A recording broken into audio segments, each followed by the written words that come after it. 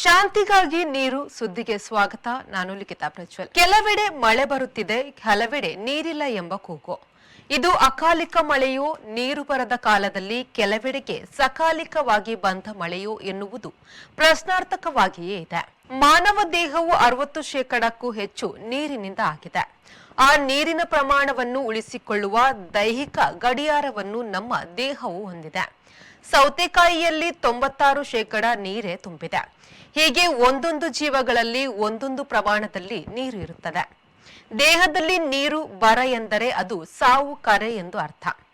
ಇದೇ ಮಾತನ್ನು ಲೋಕಕ್ಕೆ ಅನ್ವಯಿಸಬಹುದು. ಲೋಕದ ಎಲ್ಲ ಕಡೆ ನೀರಿನ ಬರ ಇಲ್ಲ.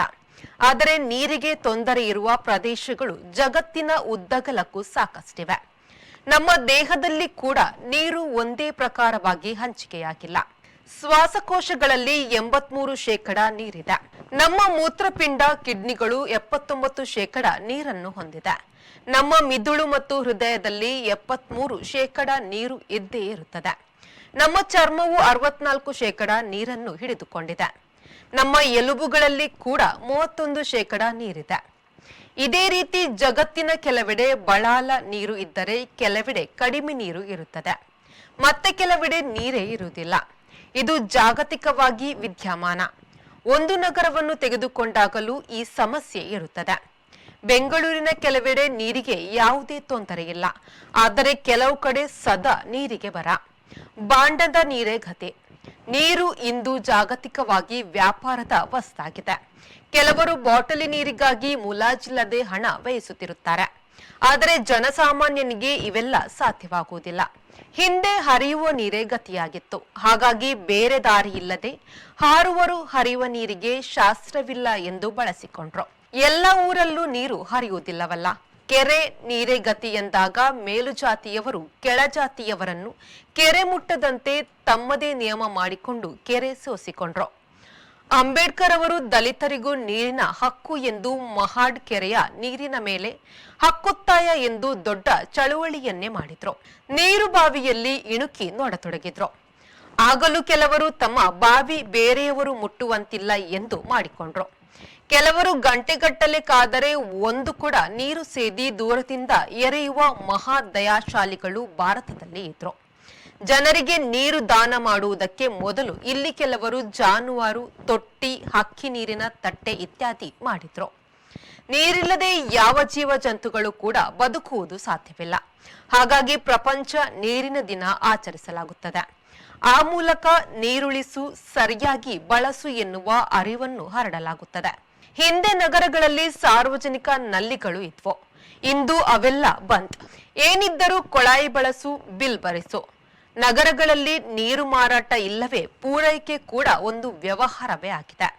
ನೀರು ದಾನ ಒಂದು ಪುಣ್ಯದ ಕೆಲಸ ಎನ್ನುತ್ತಿದ್ರು. ಪುಣ್ಯ ತುಂಬಾ ಜಾಸ್ತಿಯಾದರೆ ಅದನ್ನು ಇಟ್ಟುಕೊಳ್ಳಲು ಜಾಗ ಇರುವುದಿಲ್ಲ ಎಂದು ಸ್ವಲ್ಪ ನೀರು ದಾನ ಮಾಡಿ ಕೆಲವರು ಪುಣ್ಯ ಸಂಪಾದನೆ ಮಾಡುತ್ತಾರೆ. ಸರಕಾರಿ ಮಟ್ಟದಲ್ಲಿ ಕುಡಿಯುವ ನೀರಿನ ಯೋಜನೆ ಎಂದರೆ ಅವರು ಒಂದಷ್ಟು ಕುಡಿದುಣ್ಣಲು ಬಳಕೆಯಾಗುವ ಯೋಜನೆ ಆಗಿರುತ್ತದೆ.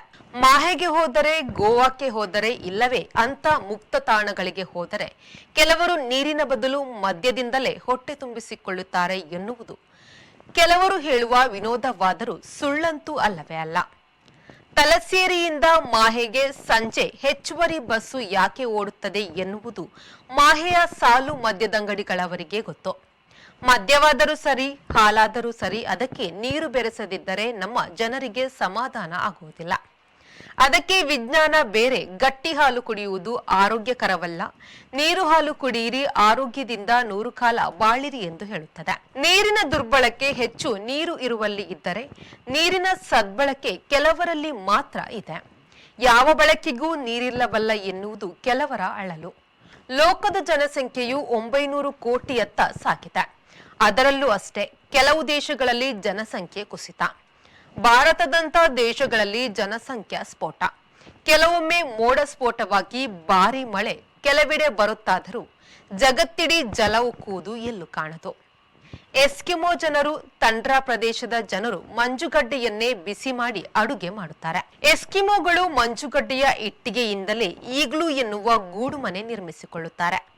ಭೂಬಿಸಿಯಿಂದ ಆ ಮಂಜುಗಡ್ಡೆಗಳು ಕೂಡ ಕರಗಿ ಕಡಲ ಉಪ್ಪು ನೀರಿಗೆ ಸೇರುವ ಅಪಾಯ ನಮ್ಮ ಎದುರಿಗಿದೆ. ಸಾಯುವಾಗ ಬಾಯಿಗೆ ನೀರು ಬಿಡಲು ಇಲ್ಲ ಎಂಬ ಸ್ಥಿತಿ ಎದುರಾಗದಂತೆ ಈ ಲೋಕ ಜಲವನ್ನು ಉಳಿಸಬೇಕಾದುದು ನಮ್ಮೆಲ್ಲರ ಕರ್ತವ್ಯವಾಗಿದೆ. ಇದು ಈ ಹೊತ್ತಿನ ಸುದ್ದಿ. ನಿರಂತರ ಸುದ್ದಿ ಮತ್ತು ಮನರಂಜನೆಗಾಗಿ V4 ನ್ಯೂಸ್ನ ಫೇಸ್ಬುಕ್ ಪೇಜ್ ಫಾಲೋ ಮಾಡಿ ಹಾಗೂ ಯೂಟ್ಯೂಬ್ ಚಾನೆಲ್ ಸಬ್ಸ್ಕ್ರೈಬ್ ಮಾಡಿ.